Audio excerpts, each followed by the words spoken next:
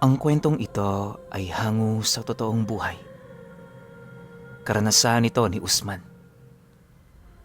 Taong 1960. Hagna, Bohol.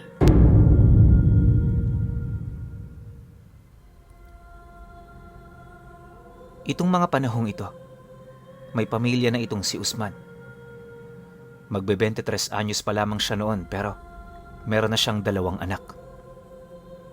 Yung asawa naman niya, 3 buwang buntis na, kaya minabuti nilang manuluyan na muna sa kanyang pamilya. Itinuturing man siyang pabigat noon sa kanila, di niya yun pinapansin. Kahit araw-araw siyang sinusumbatan ng mga ito, nananatili pa rin siyang masaya at punong-puno ng respeto. Ni minsan, di niya rin sinubukang makipag-away o makipagtalo sa takot na baka palayasin sila ng kanyang ama. Maraming kinagis ng paniniwala ang pamilyang pinanggalingan niya. Dahil dito, kaya na may magmula noong bata pa siya, naniniwala na siya sa mga nilalang na hindi nakikita. Isa sa mga kinakatakutan niya ay yung mga engkantong nangunguha ng tao at yung mga tao namang nagbabalat kayo. Pero sa kabila nito, may mga hinahangaan din siyang nilalang na naririnig lang niya sa kwento ng mga magulang niya. At yun ay walang iba, kundi ang tungkol sa mga antingero at ermetanyo na payapang namumuhay mula sa komunidad ng tao. Sabi-sabi noon ng mga matatanda sa kanilang lugar, may naninirahang ermetanyo sa mga kabundukang malapit sa sugpuan. Marami nang nakakita sa matandang yan at kadalasan nagpapakita yon sa mga taong naliligaw sa bundok. Yon ang nagsisilbi nilang gabay upang makauwi sila ng ligtas sa kanilang lugar. Naniniwala kasi noon ang mga manggagamot sa kanila na ang lugar na nakapaligid sa sugpuan, tirahan ng mga nilalang na hindi nakikita. May mangilan-ngilan nang nakapagpatunay nito at base sa kanilang testimonya, bigla silang nawala sa lugar na yon. Inabot sila ng oras kakahanap ng tamang daan, subalit nang makalabas na sila, nakasalubong nila yung kanilang mga kamag-anak na mag-iisang linggo na palang naghahanap sa kanila. Noong una, hindi pa sila noon naniniwala. Pero pagpatingin nila sa albularyo, ipinakita nito ang mga senyales ukol sa katotohanang nakarating sila sa ibang dimensyon. Simple lang ang pamamaraan ng albularyong yon. Tiningnan kung pantay ba yung pinakamaliit na daliri ng mga taong nakabalik. Nasa paniniwala kasi ng mga albularyo, ang ating hinliliit ang siyang pinapasukan ng mga espiritu. Kapag tinapik ka ng nilalang na naninirahan sa kabilang dimensyon, papasok ang presensya nito sa iyong katawan na siya namang dadaloy sa iyong mga palad. Iiksi ang iyong hinliliit nang hindi mo namamalayan. Kapag ikaw ang sumukat, pantay naman yon. Pero kapag ang albularyo, mapapansin mong napakalayo ng agwat nito sa bawat isa. Paulit-ulit ding nagpapaalala ang mga albularyo, mapanganib ang ganoong sitwasyon. Kapag napabayaan ito, may posibilidad na manakaw ang mismong wisyo ng taong nabiktima ng engkanto. Dahil sa mga ganitong paniniwala, sa lahat ng oras at pagkakataon, doble ang pag-iingat na ginagawa ni Usman sa kanyang pamilya at sa kanyang sarili. Tuwing nagtatrabaho nga siya, umiiwas siya sa mga bagay na alam niyang pinagtitirhan ng mga nilalang na hindi nakikita. Mas lalo ring tumindi ang kanyang naging pag-iingat noon, magmula noong nalaman niya na buntis ang kanyang asawa. Isa yun sa mga rason kung bakit nabawasan ng husto ang kinikita nila sa pang-araw-araw. Malimit na kasi siyang umuwi ng maaga sa paniniwalang kapag naabutan siya ng 5:00 ng hapon sa labas, may posibilidad na may sumunod sa kanyang nilalang sa pag-uwi niya. Dahil sa ganoong nakagisnang paniniwala, di na niya inisip yung kikitain niya sa pang-araw-araw. Kampante naman siya kahit papaano, gawa ng nakatira sila sa poder ng kanyang pamilya. Inakala rin niyang magtutuloy-tuloy ang ganoong kaganapan, pero sa pagsapit ng 5 buwan ng tiyan nito, bigla yung nagdalang tao. Hindi nila inaasahan ang pangyayaring yon, kung kaya't lahat sila nagimbal sa mga nangyari noong mismong gabi. Kahit wala siyang kaide-ideya ukol sa nararamdaman ng asawa niya, agad naman siyang pumanhik sa bahay ng kumadrona para humingi ng tulong. Awa naman ng Diyos, pagdating niya sa lugar na yon, nadatna niya yung nagsasara pa lang ng bahay. Pagsilay naman ito sa kanya, agad naman yung lumabas para dinggin ang kanyang pagtawag. Nang mapag-alaman naman ito ang tungkol sa mga nangyari, dali-dali naman yung kumuha ng gamit upang tumulong. Habang binabagtas naman nila ang daan, maging ang kumadronang yon, hindi makapaniwala sa kanyang binalita. Paulit-ulit din siya nitong tinanong kung lasing ba siya o kung ano, gawa ng napaka-imposibleng manganak ng buntis sa ganoong mga buwan. Nang marinig naman ni Usman ang sinabi nito, nag-aalala naman siyang sumagot dito ng, "Sana nga ganyan na lang eh.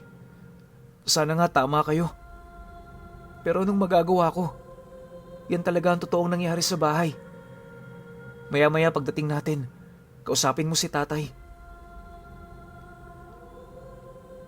Matapos naman niyang makapagsalita, pinili naman niyang ituon ang kanyang atensyon sa paghatak ng daan. Gabing-gabi na kasi noon, kaya naman medyo pinagtutuunan niya ng pansin ang daang tinatahak nila. Makalipas pa ang ilang minutong paglalakad, nang marating na niya ang kanilang pamamahay, doon bumungad sa kanila yung tatay niyang kanina pang naghihintay. Hindi naglaon, nang magkaharap na sila, tahimik naman sila nitong sinabayan papasok. Pagsilay naman niya sa naging akto nito, di naman niya maiwasang mapatanong, gawa ng naguguluhan na siya sa ugaling ipinapakita ng kanyang ama. Nang marinig naman ito ang kanyang sinabi, pinili naman itong manahimik hanggang sa dumating ang puntong narating na nila ang silid ng kanyang asawa. Pagsilay naman niya rito, nakita niya yung nakaupo, hawak-hawak ang isang sanggol na hindi gumagalaw. Dahil sa dilim ng silid, hindi agad napansin ni Usman ang mga nangyari. Paglapit naman nila sa kinaroroonan nito, laking gulat na lamang niya nang mapasigaw yung kumadronang kasama niya. Paghawak nito sa bata, napasilay naman yun sa kanyang asawa habang inilalahad ang dahilan ng pagsilang nito nang wala sa oras. Ayon sa babae, hindi ordinaryo ang nangyari sa anak nila. Sa loob ng halos ilang taon na niyang pagpapaanak, wala pa siyang nakitang ganon. Pero base sa kanyang mga nakikita, naniniwala siyang buhay pa ang bata. Dagdag pa nito na maaari pa nila yung maisalba, kung kaya't mas mainam na gumawa na sila ng paraan habang maaga pa. Pagtatapat pa nito na kapag nabuhay nila ang batang yon, bukod tangi yon sa lahat ng batang isinilang sa kanilang lugar. Matapos naman itong mailahad, agad naman sila nitong inabisuhan na dalhin na sa albularyo ang kanilang anak. Mas mainam kasing mapatingnan na nila ito kesa na may maghintay pa sila ng mga susunod pang araw. Nang marinig naman ni Usman ang sinabi ng babae, agad naman siyang nagpresenta na puntahan ang bahay ng albularyo na malapit lang sa kanila. Pagkalahad naman niya nito, nagmamadali naman siyang tinahak ang daan kung saan kalahating oras lang ang lumipas, nakabalik na rin siya kasama ang matanda. Bale, sila-sila lang ang nakakaalam sa pangyayaring yon. Gawa ng natatakot siyang maipaalam yon sa mga kakilala nila at baka kung ano pa ang isipin nito sa anak niya. Makalipas pa ang ilang minuto, nang matingnan na yon ng albularyo, agad naman yung lumabas para ilahad sa kanya ang mga nalaman nito. Habang tahimik naman niya yung sinusundan, napakaraming katanungan naman ang pilit na umiikot sa kanyang isipan. Akala nga niya noon, wala nang solusyon ang problema nilang yun, pero pagdating nila sa labas, tapatang inilahad sa kanya ng matanda na buhay pa ang kanyang anak. Yun nga lang, hindi maganda ang lagay nito at sa lalong madaling panahon, kinakailangan niyang mahanap ang ermitanyo sa sugbuan na naninirahan sa puno ng dao. Ayon pa sa matanda, yun lamang ang makakatulong sa kanila para maibalik sa normal ang kalagayan ng anak niya. Dagdag pa nito na, kapag lumipas ang isang buwan at hindi na nila yon nagagamot, posibleng mamatay yon. Maliban kasi sa magkakasakit ito, babawian na yon ng mga nilalang na gumambala rito. Usman, hindi sa tinatakot kita pero kailangan mo talagang mahanap ang ermitanyong nakatira sa dao. Balita ko nagpapakita yon sa mga taong kusang naghahanap sa kanya. Huwag kang panghinaan sapagkat habang may panahon pa, meron pang pag-asa. Bukas umalis ka na. Alam mo naman ang daan pasugbuan, hindi ba? Wika ng albularyo matapos nitong maisalaysay ang lahat-lahat. Dahil sa sinabi nito, tumangulang naman itong si Usman habang tulalang nagmamasid sa kawalan. Hindi naglaon, nagpaalam na rin sa kanya ang matanda, hudyat para bumalik na siya sa kinaroroonan ng kanyang asawa. Pagsilay naman ito sa kanya, mangiyak-ngiyak naman yung yumakap habang pilit yung nagtatanong kung may pag-asa pa ba ang kanilang anak. Nang marinig naman ni Usman ang sinabi nito, tumangulang naman siya sabay sagot dito ng, "Huwag kang mag-alala, meron pang pag-asa. Bukas aalis ako, dito lang kayo. Babalik din ako kaagad bago lumipas ang buwang to. Mag-iingat kayo rito, Emmy. Kung meron mang problema, nandyan sila tatay. Makakatulong yan sila." Matapos naman niyang mailahad ang mga bagay na yon, agad naman siyang humiga sa tabi nito para matulog. Yung asawa naman niya, itinabi na rin muna sa kanila ang bata para naman kahit papaano maramdaman nito ang pagmamahal ng magulang. Sa pagsapit naman ng sumunod na araw, maaga pang umalis si Usman sa bahay nila. Dala-dala niya noon ang kalabaw na pagmamay-ari ng kanyang ama para naman may katuwang siya sa kanyang paglalakbay. Nababahala man sa mga mangyayari, pinili pa rin niyang magpakatatag alang-alang sa kanyang anak na naghihintay. Ilang oras pa ang lumipas, malayo na nga ang kanyang nabaybay. Halos magtatatlong baryo na rin noon ang kanyang nadaanan, kung saan kapag nagagawi siya rito, nagtatanong siya ukol sa bundok na kanyang pupuntahan. Awa naman ng Diyos, may mangilan-ngilang tao ang nakapagturo sa kanya ukol sa mga lugar na kinakailangan niyang daanan bago niya marating ang kabundukan ng sugpuan. Sa pagsapit naman ng gabi, napadpad naman siya sa isang liblib na sitio malapit sa paanan ng isang bundok. Bilang lamang sa mga daliri ang bahay sa lugar na yon, kung kaya't nagdesisyon siyang maghanap ng mga taga doon na maaari niyang matuluyan. Bale, di naman siya gaanong umaasa na may tatanggap sa kanya, gawa ng likas na sa mga tawang tumanggi, sa mga kapwa nilang hindi naman nila kilala. Makalipas pa ang ilang minutong paglalakad, unti-unti niyang napapansin ang iilang mga taong abalang-abala sa pagwawalis sa labas ng kanilang mga bahay. Pagsilay naman niya sa mga ito, paisa-isa naman niya yung nilapitan, ngunit kagaya ng inaasahan, hindi siya nito kinibo. Maya-maya pa, nang mapagtanto naman niyang hindi siya pinapansin ng mga panauhing yon, nagpasya na siyang umalis sa lugar na yon. Sa isip-isip niya, hahanap na lang siya ng pwesto sa labas ng sitio na maaari niyang mapaglipasan ng gabi. Ngunit bago pa man siya doon makalabas, meron siyang nakasalubong na isang lalaki na may pasan-pasang tubig. Pagharap naman ito sa kanya, bigla naman siya nitong pinansin sa wika ng, "Oh, saan ang punta mo, Manoy? Gabi na yata ang pag-alis mo ah." "Ay nako, saan ka ba pupunta? Bukas ka na tumuloy. Dahil paglabas mo rito, wala ka nang mapupuntahang baryo.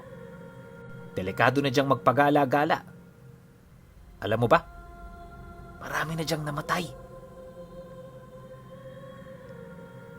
kasabay ng pagwika nito, ay ang pag-alok naman ito sa kanya na tumuloy sa bahay nito.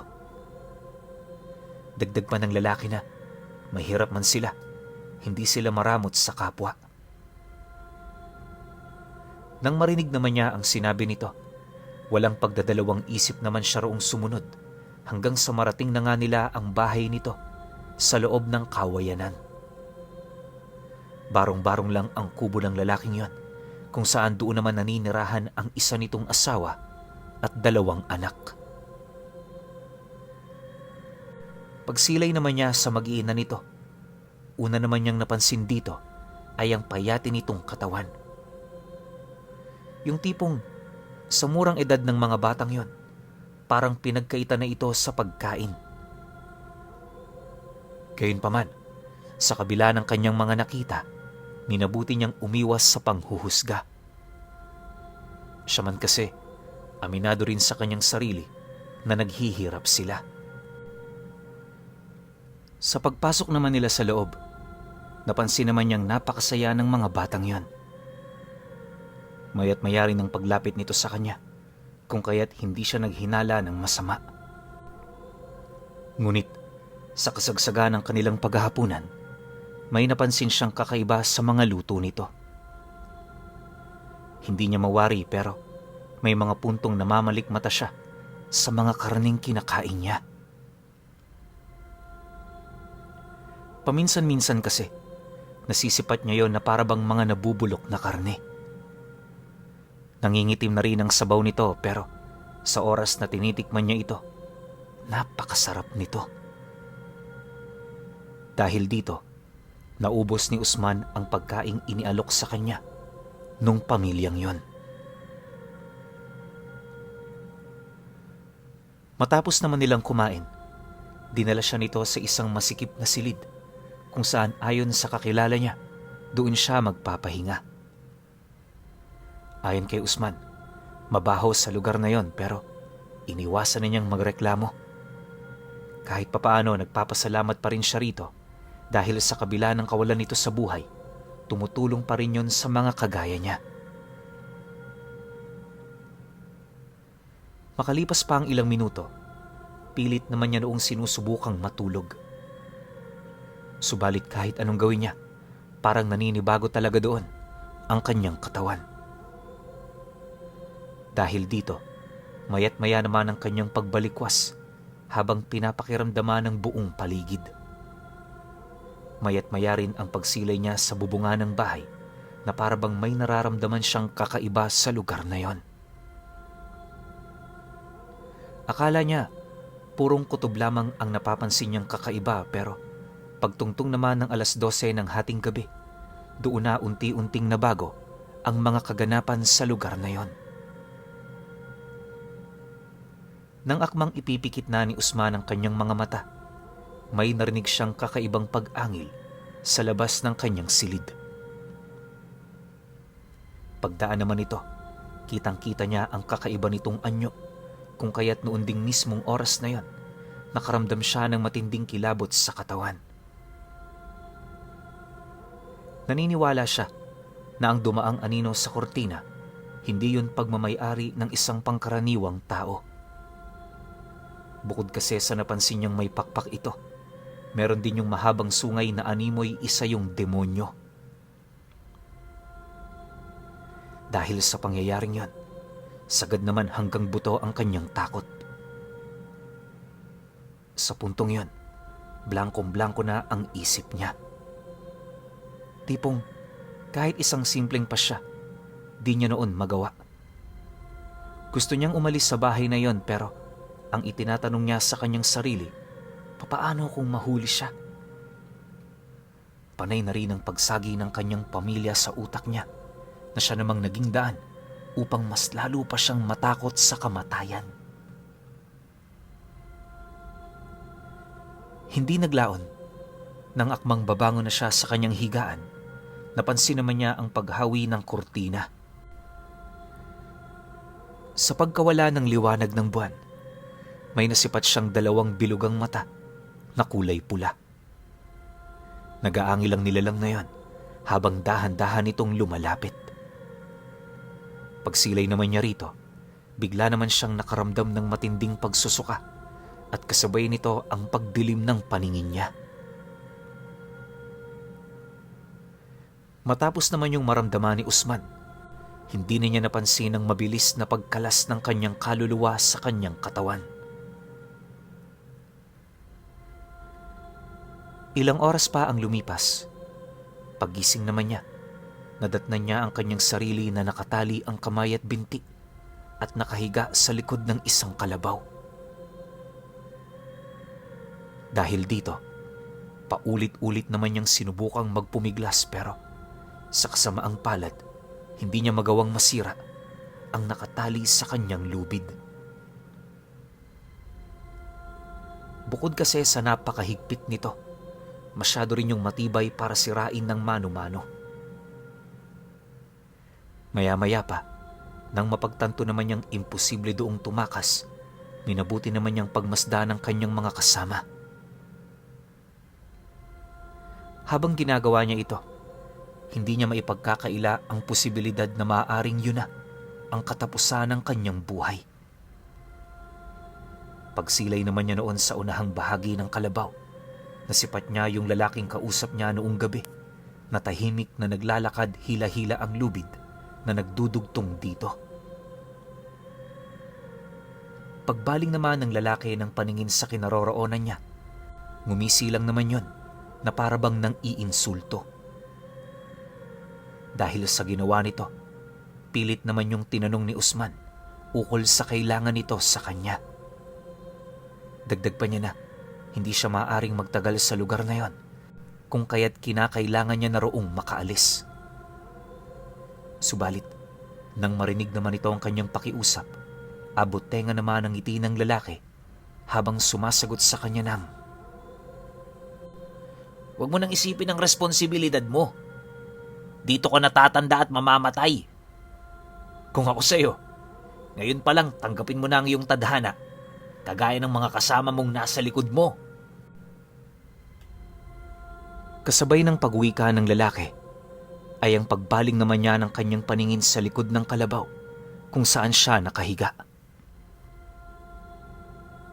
Maya-maya pa, nang masipat naman niya ang kanyang likuran, doon niya nasilayan ang iilang kataong nasa kaparehas din ng kanyang kalagayan. Yung iilan sa mga ito pawang mga babae, habang ang iba naman, mga lalaki. Kapansin-pansin din sa mga panauhing yon, ang pagkakaroon nito ng mga galos sa katawan, indikasyon na nakipaglaban muna yon sa mga nilalang bago ito mahuli. Akala niya siya lang noon ang may malay pero pagbaling naman niya sa kalabaw na malapit sa kinaroroonan niya, nasipat niya ang isang lalaking halos kaedad lang niya na naghihikahos bumaba. Subalit bago pa man ito bumagsak sa lupa, nagawa na yung mausog ng mga aswang na nagbabantay sa kanila. Dahil sa pangyayaring yon, bahagya naman yung napatingin sa kanya Bakas sa pagmumukha nito ang matinding hirap buhat sa kanyang kalagayan. Gayunpaman sa kabila ng kanilang sitwasyon, kitang-kita pa rin niya ang pag-asang namumutawi sa mga mata nito. Hindi naglaon nang mapagtanto naman niyang parehas lang ang dialektong kanilang ginagamit. Pabulong naman niya yung tinanong kung alam ba nito ang mga nangyayari. Medyo napapaisip pa kasi noon si Usman buhat sa bilis ng mga kaganapan. Nang marinig naman ito ang kanyang tanong, tumangulang naman yon habang sumasagot sa kanya ng, "Mga alipin tayo nila. Yung kalagayan natin, mas masahol pa sa kanilang mga pagkain. Mamaya, makikita mo kung anong sinasabi ko." Matapos naman yung mailahad ng lalaki, agad naman yung bumalik sa pagkahiga nito sa likod ng kalabaw. Pinilit din itong matulog na parabang nag-iipon yun ng lakas para sa kanilang gagawin. 2 oras pa ang lumipas. Napadpad sila sa isang mataas na bundok kung saan sa paanan nito may nakita siyang nagsisilakihang mga bato. Merong bukana ng lagusan ang pinakagitna nito na siya namang walang pagdadalawang isip na pinasok ng mga nilalang na yon. Habang tumatagal ang kanilang pag-usad sa lugar, pansin na pansin naman ni Usman ang dahan-dahang pagdilim ng paligid. Maya-maya pa, wala na talaga silang makita hanggang sa dumating ang puntong may nasipat na silang 2 arko ng kahoy na merong mga siga sa tabi nito. Sa unahang bahagi din ng lugar na yon, may mga nasipat silang mga bahay-bahay na merong mga sulong gawa sa lumang kawayan. Maraming tao rin siya noong nasilayan kung saan naniniwala naman siya, hindi yon ordinaryo kagaya nila.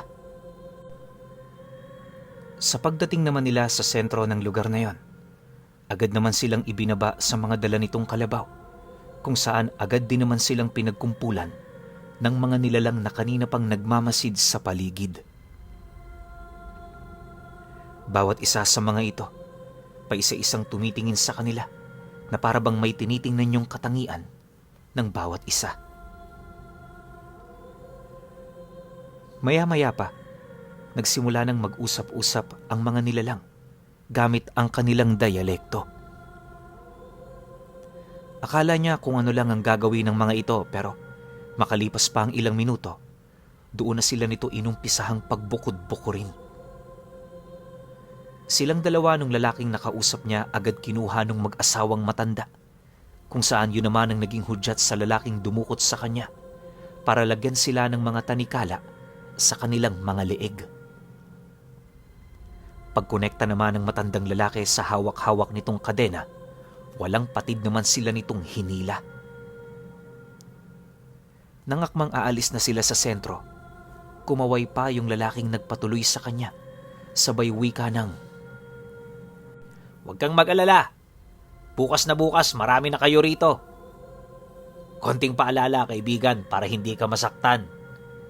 Sundin mo ang lahat ng sinasabi ng bago mong amo. O siya, mag-ingat ka na lang."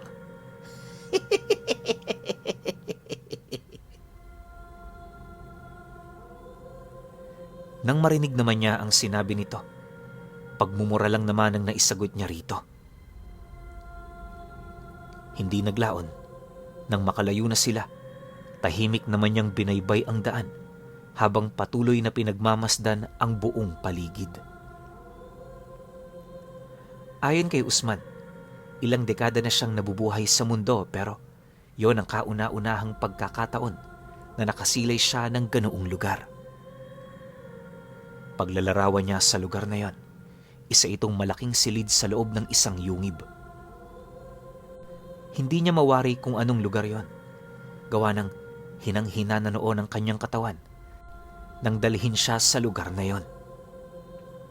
Dagdag pa niya na, bukod sa may mataas yung kisame, kasing lawak din yun ng baryo na kinagisnan niya. Maraming aswang ang nakatira sa lugar, Gawa ng sa kanilang paglalakad, hindi niya mabilang ang mga bahay-bahay na kanyang nadaanan. Dagdag pa ni Usman na sa lugar na kanyang napuntahan, walang tumatagos na sikat ng araw. Palagi doong madilim, kung kaya't para may maaninag sila, gumagawa ng mga sulo ang mga nilalang. Kalahating oras pa ang lumipas.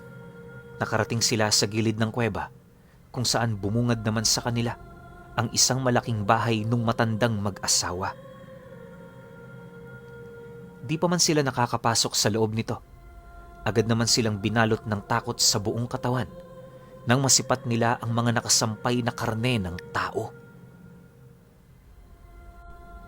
Maya-maya pa, nang marating naman nila ang mismong bahay nito, bahagya namang tumigil ang mag-asawa, sabay dahan-dahang baling ng tingin sa kanila. Pagsilay naman ng matanda, seryoso naman yung nagwika sa kanila ng, Gusto ko nang masunurin. Ayoko ng sinungaling. Kapag nagtrabaho kayo, nang higit pa sa inaasahan ko, doon pa lamang kayo makakatikim ng malinis na pagkain. Pero kapag hindi nyo ito ginawa, habang buhay kayong kakain ng dumi ng hayop. Nagkakaintindihan ba tayo? Isa lang ang trabaho ninyo. Maghukay ng maghukay para mapalawak ang lugar na ito. Di rin kayo magpapahinga hanggat hindi namin ito pinahihintulutan. matapos naman yung mailahad ng matanda, agad naman sila nitong hinila papasok ng bahay. Pagbukas naman ito ng pinto, bumungad sa kanila ang siyam nitong anak na nagkakagulo. Bawat isa sa mga nilalang na yon, walang ibang ginagawa kundi pagparte-partihan ang katawan ng isang bata na kanilang nakuha. Bagaman nagkalat na ang dugo sa paligid, di pa rin tumitigil ang mga ito na para bang isang normal na gawain lamang yon para sa kanila.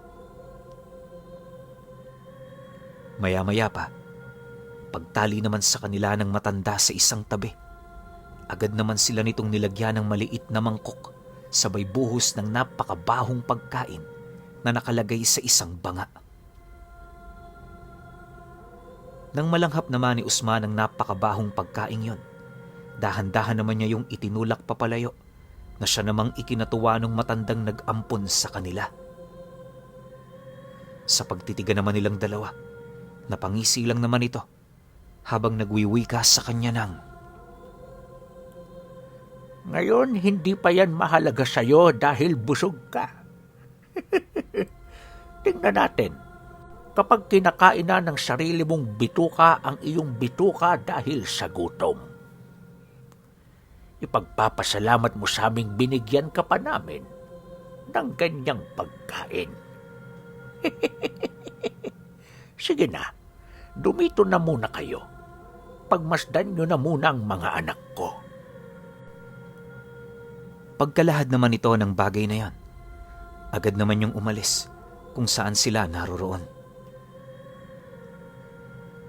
Makalipas pa ang ilang minuto, habang pinagmamasda naman nila ang mga binatang aswang na nanginginain, pabulong naman silang nag-usap para makipagpalitan ng plano.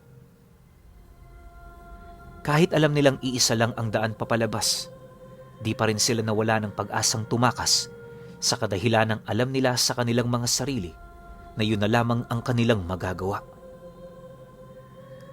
Kung pipiliin naman nilang magtagal sa lugar, nasisiguro nilang doon na sila mamamatay. Siyempre, ayaw naman yung mangyari ni Usman, lalo pat meron siyang anak na kinakailangan niyang magamot. Kahit hindi naging maganda ang naging kalagayan niya, ni minsan hindi niya sinisi ang kanyang mag-ina, gawa ng trabaho ng padre de pamilya na pangalagaan ng mga ito. Sa pagpapatuloy naman ng kanilang pag-uusap, napag-alaman niyang taga-Karatig baryo lang ang lalaking kasama niya. Isa yung magsasaka at kagaya niya naligaw yon sa gubat, dahilan para makilala nito yung nilalang na nagpatuloy sa kanya. Maganda ang pakikitungo ng lalaking yon, kung kaya't di niya rin yun pinaghinalaan ng kung ano. Subalit habang kinakain niya yung mga pagkaing ibinigay nito sa kanya, may napansin siyang kakaiba. Napakatabang ng pagkakaluto nito, tapos wala yun doong sahog na isinama. Hindi lang yun, napakarumi rin ng tubig na ginamit nito sa sinabawan, ngunit pinilit pa rin niya yung kainin para naman hindi mapahiya yung lalaking nagmamagandang loob sa kanya. Dagdag pa nito na, matapos nun, nandilim ang kanyang paningin at kasabay nito ang pagkawala ng kanyang wisyo. Paggising niya, nadatnan niya ang kanyang sarili na nakatali na. Matapos naman yung malaman ni Usman, agad naman niyang ibinahagi ang kanyang karanasan.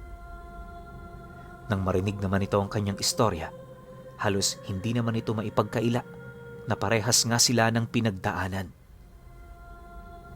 Maya-maya pa, pasimple naman nilang pinag-usapan ang magiging buhay nila sa lugar na yon.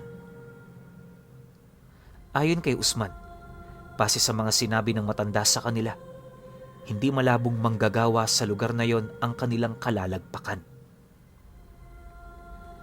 Malakas din ang kanyang kutob na meron silang makakasama sa pagtatrabaho na siya namang maaari nilang tanungin kung papaano tumakas sa lugar na yon.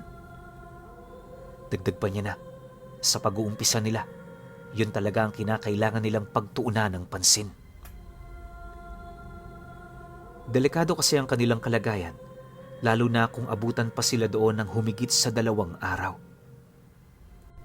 Pagtatapat pa niya na, kung sakali mang tumagal sila doon ng ganoon kahaba, paniguradong manghihina sila at kalaunay mapipilitan na rin silang kumain ng mga pagkaing iniaalok ng mga ito. Mariin din niyang inilahad, yon ang kinakailangan nilang iwasan kung hangad nilang makatakas ng buhay. Nang marinig naman yon ang kanyang kasama, wala naman yung naging pagtutol sa kanya. Matapos ang kanilang pag-uusap, matyaga naman silang naghintay hanggang sa hindi naglaon bumalik ang matanda kasama ang asawa nito. Paglapit naman ito sa kanilang kinaroroonan, agad naman sila nitong inabisuhan na tumayo. Pagkatapos kinuha na rin ito ang kadenang nakatali sa kanila, sabay hila papalabas. Nang makabalik na sila sa sentro ng baryo ng mga ito, una namang bumungad sa kanila ang hindi mabilang na mga aswang na lipad. Yung iilan sa mga ito, lumilipad ng grupo, habang ang iba naman paikot-ikot lang sa himpapawid na parang nagbabantay.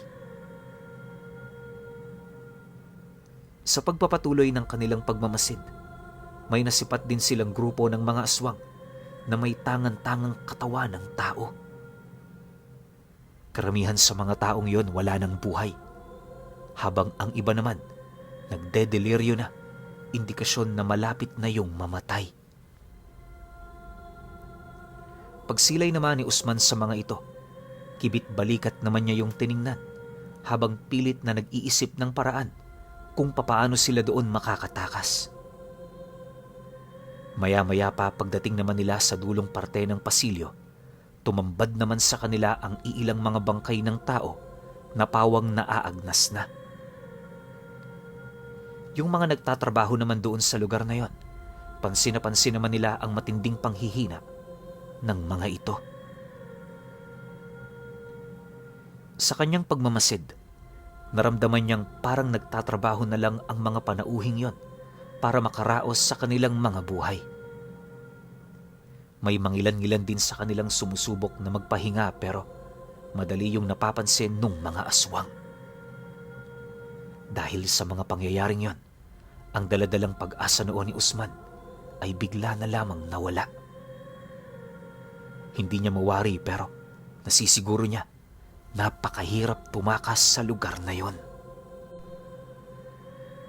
Pagsilay naman niya sa kanyang kasama, Tahimik naman niya yung sinunod hanggang sa dumating ang puntong alisin na ng matanda yung mga kadenang nakapulupot sa leeg nila. Matapos nun, agad naman sila nitong binigyan ng utos na maghukay ng maghukay at huwag magpapahinga hanggat hindi pa nila sinasabi. Mariin din itong inilahad, tatanggap ng katakatakot na parusa ang sino man sa kanilang lalabag sa ganoong kasunduan. Pagkarinig naman nila sa sinabi nito, agad naman silang kumuha ng mga piko para simulan na ang kanilang mga trabaho.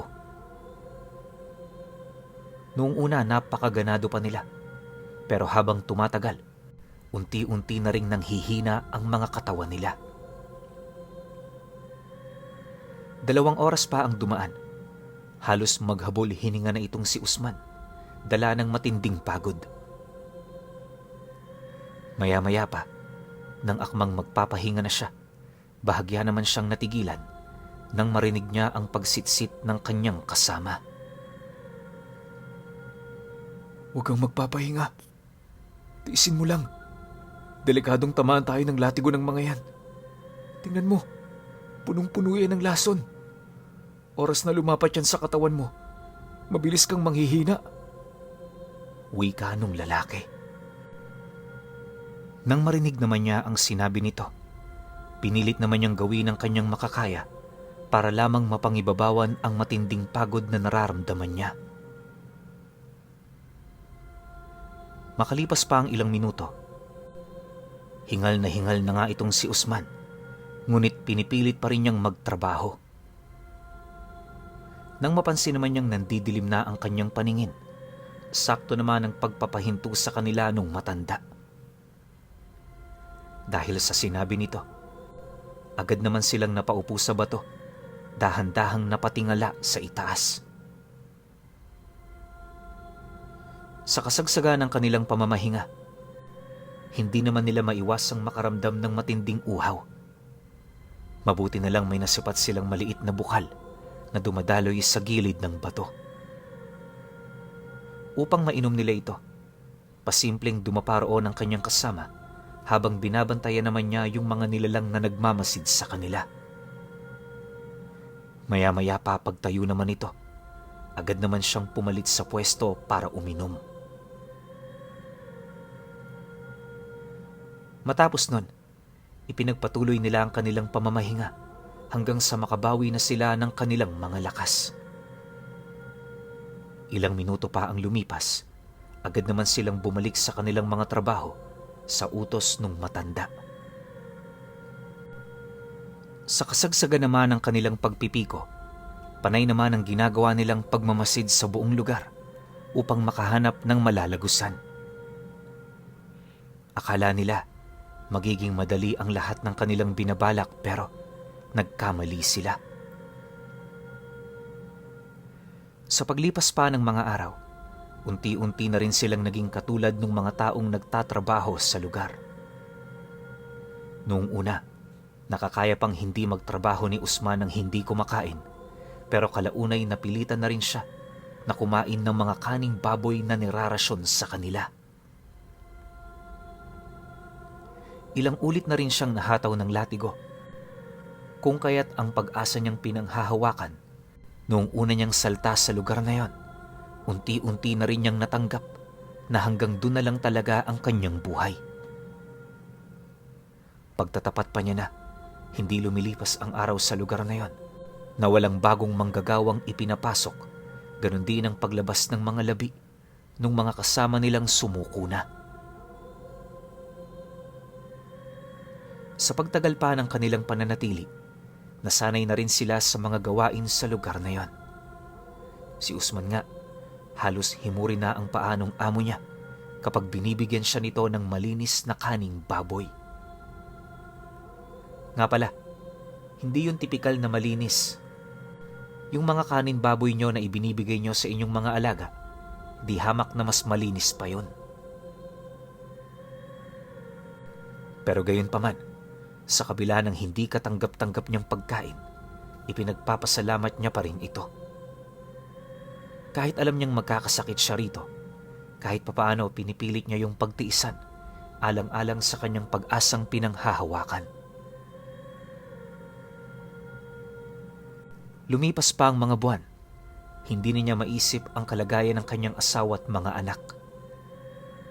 Ayon sa kanya, nawala na siya ng pag-asa sa sanggol na naiwan niya. Aminado naman kasi si Usman na nabigo siyang balikan ito, kung kaya't inaasahan na niya na maaaring patay na ito. Dahil sa ganoong palaisipan, di naman niya mapigilang umiyak kapag siya ay nag-iisa. Gustong-gusto niya na talaga noong makauwi, pero anong magagawa niya? Gwardyado ang lahat ng lagusan, at kapag sinubukan niyang tumakas, paniguradong kamatayan ang maghihintay sa kanya.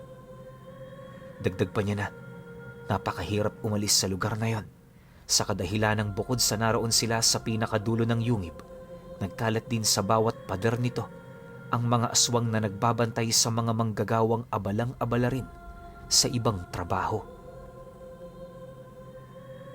Kung hindi kasi nagkakamali itong si Usman, marami ang taong inaalipin sa lugar na yon.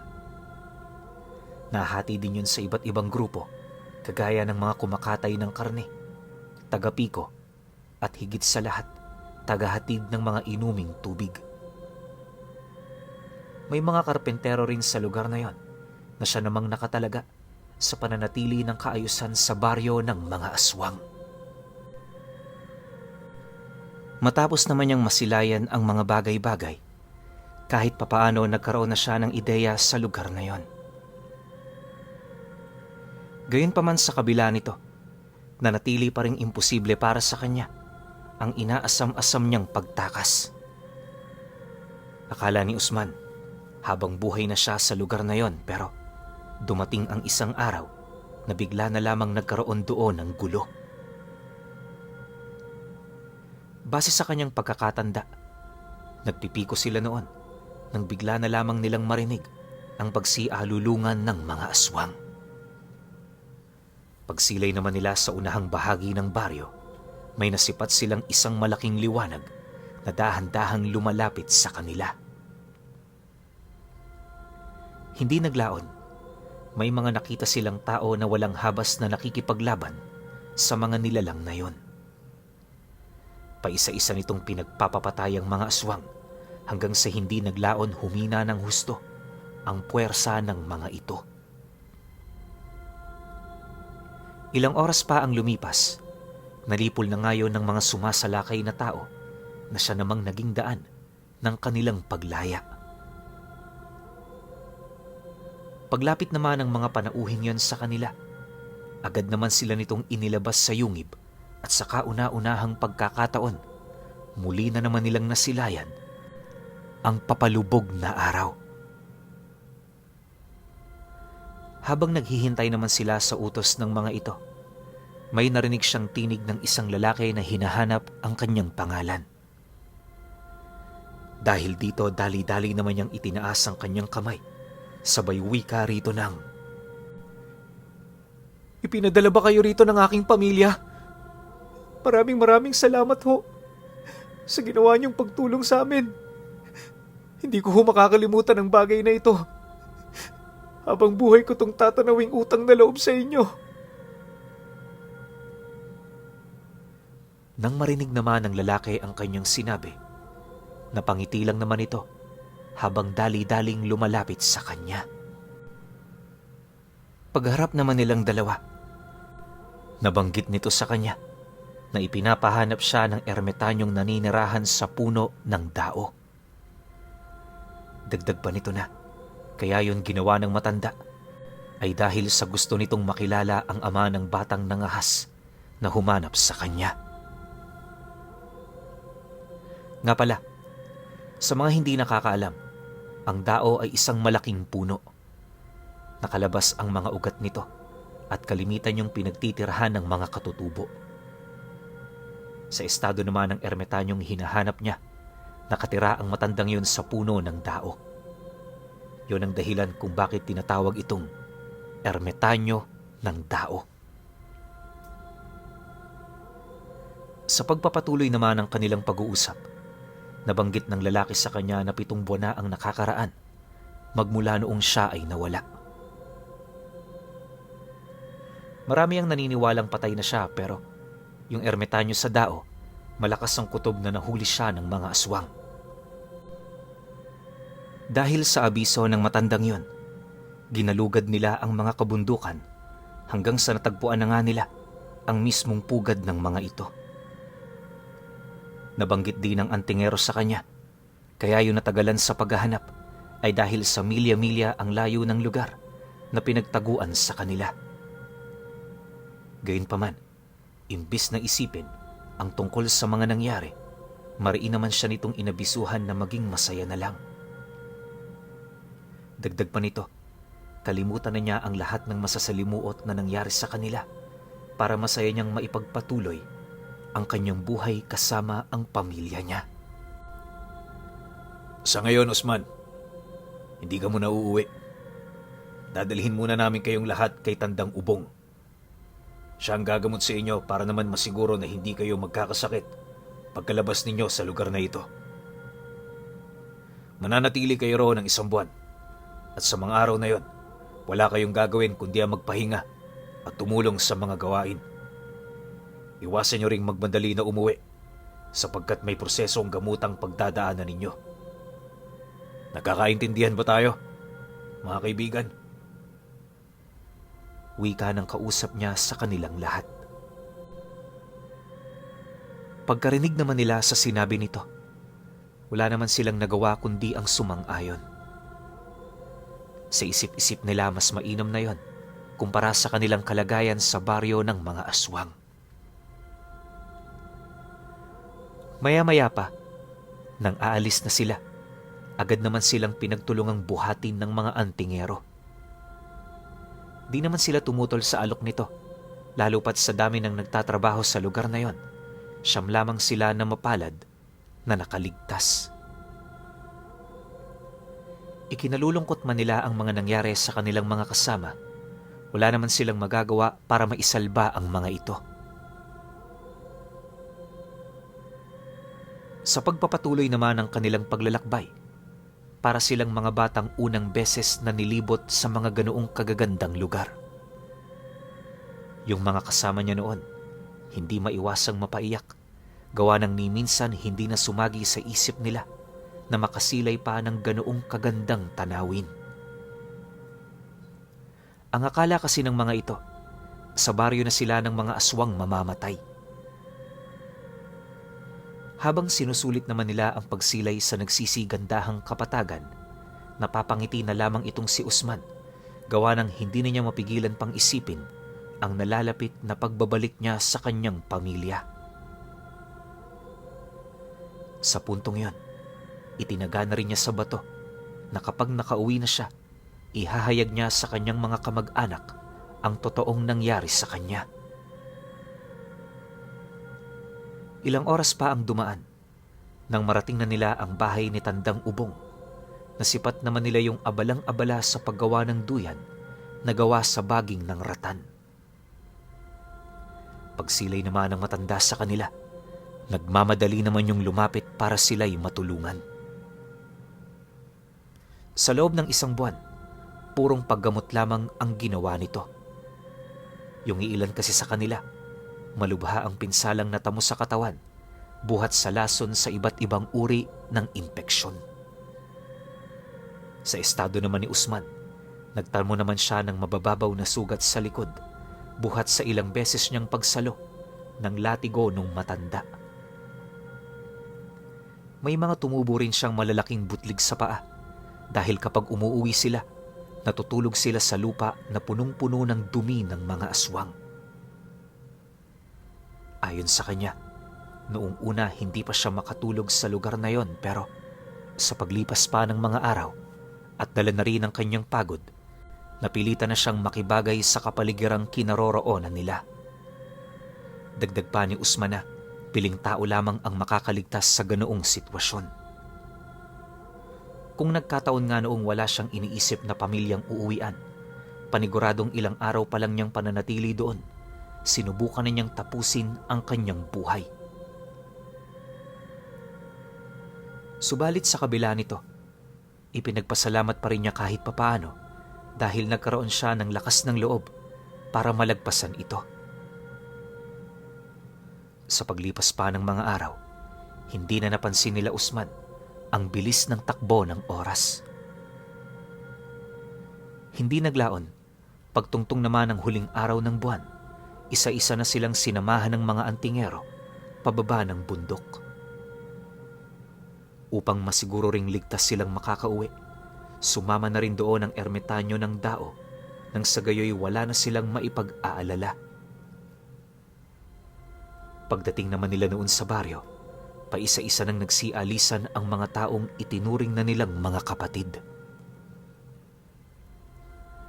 Maya-maya pa, nang masipat naman niyang papaalis na ang kaibigan niyang naging kasangga niya sa lugar na yon, dali-dali niya yung nilapitan, sabay akbay sa balikat nito. "Boy, pag may oras ka, dumalaw ka sa lugar namin. Hihintayin kita doon, kahit ilang taon pa. Mag-iingat ka ha. Kapag may problema ka, nandito lang kami." Wika ni Usman sa kanyang kaibigan. Nang marinig naman ito ang kanyang sinabi, napangiti lang naman ito habang sumasagot sa kanya ng, Ikaw din ha. Ingatan mo ang sarili mo pati ang anak mo. Mauna na ako sa'yo. Paalam Usman. Hanggang sa muli. Kasabay ng pagwika nito, ay ang mabilis naman itong pagtahak ng daan papalabas sa baryo. Maya-maya pa, nang sila na lamang ni Tandang Usbong ang natira, tahimik naman nilang binaybay ang daan pabalik sa lugar nila. Sa kanilang paglalakad, naibahagi ng matanda ang tungkol sa nangyari sa kanyang anak. Ayon dito, kaya 5 buwan palang pinanganak na yon ay dahil sa nagtatangan nyo ng dugo ng engkanto. Napakapalad ng batang yon dahil sa murang edad nito, nakitaan niya na yon ng mga kakayahan pagdating sa mga lihim na karunungan. Nabanggit din ito sa kanya na ang nagpaalam sa kanya ukol sa problema ng bata ay yung albularyong tumulong sa kanila. Nang mapansin kasi nitong ilang araw na siyang hindi nakakabalik, nagpasya na yung tumungo sa sugpuan. Mabuti na lang, ligtas siyang nakarating sa kinaroroonan ni Tandang Usbong, kung kaya't madali silang nakabalik sa baryo para matulungan ang kanyang anak. Dagdag pa ng matanda na, kapag tumungtong na sa tamang edad ang bata, susubukan niya yung hikayatin para maging disipulo niya. Ipinagpauna na nitong ipaalam sa kanya ng matanda, nang sa gayoy kapag dumating na ang tamang panahon, hindi na yon magugulat pa. Nang marinig naman ni Usman ang sinabi nito, tumango lang naman siya habang nagwiwika doon ng, "Sige ho, basta pumayag siya, wala rin akong problema. Utang ko ang buhay ko sa inyo, kaya alam kong ang gagawin mo para sa ikabubuti ng aking anak." Makalipas pa ang ilang minuto nilang pag-uusap, nasambit din ng matanda ang mabilis na paglaki ng bata. Pagtatapat pa nito sa kanya na, wala yung kaide-ideya kung kailan yun babalik sa normal, pero mas mainam na wag na nilang pakialaman. Matapos naman yung mailahad ng matanda, tumango lang naman siya, hudyat ng kanyang pagsang-ayon. Ilang oras pa ang lumipas, narating na nga nila ang baryong pinagtitirahan ng kanyang pamilya. Pagpasok naman niya noon sa kanyang pamamahay, una namang bumungad sa kanya ang asawa niyang nakikipaglaro sa kanyang mga anak. Siyempre, dala na rin ang matinding pangungulila niya sa mga ito. Paisa-isa naman niya yung hinagkan habang walang patid na umiiyak. Pakiramdam naman noon ni Usman, ilang taon niyang hindi nakita ang mga ito. Pagkatapos ng kanilang kumustahan, umalis na rin ang ermitanyo ng Dao.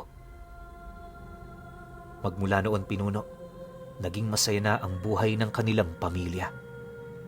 Sa lahat din ng oras at pagkakataon, naging maingat na itong si Usman nang sa gayoy hindi na maulit pa ang mga nangyari sa kanya. Mas lalo na rin niyang pinalakas ang kanyang pananampalataya sa paniniwalang yun lamang ang makakapagligtas sa kanila.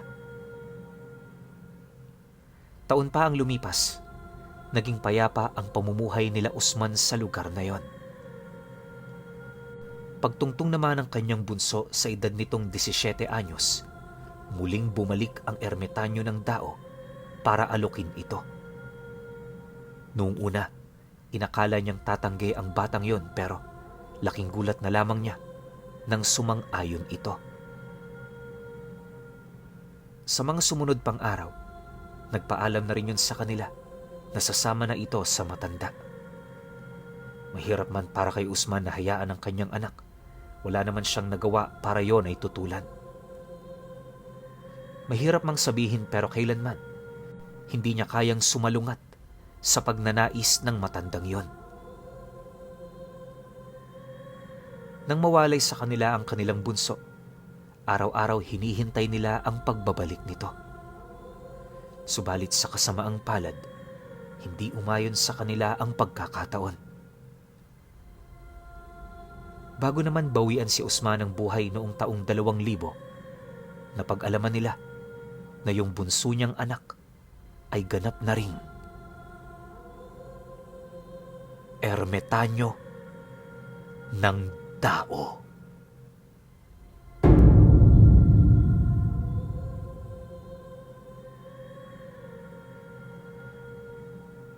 Okay.